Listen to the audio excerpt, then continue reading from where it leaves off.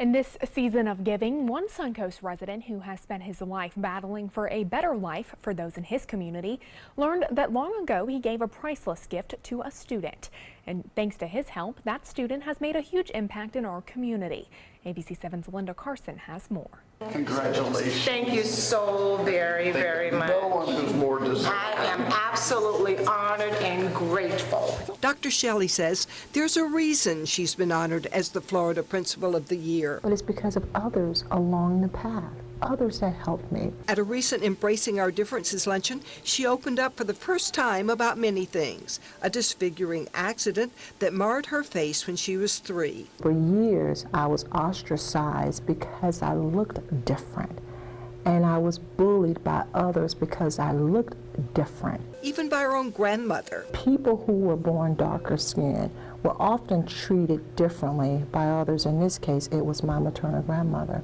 Often called me names because of the color of my skin. But she did get support. It was my paternal grandmother, we called her mother at the time, that believed in me in spite of. So while one was calling me names and putting me down, the other was calling me her Rachel Pearl.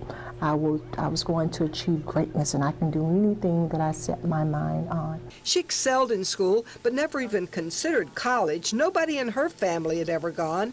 In her speech, she talked about something she had never talked publicly about before, the man responsible for her going to college. And when I was in 11th grade at a local high school, he came up to my mom and said, "You know, I think I can get this girl into college."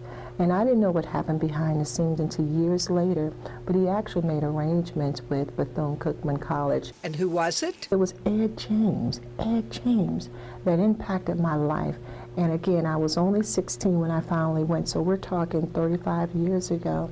And so I finally had an opportunity to recognize him publicly. I was taken aback for a moment, and I sat there.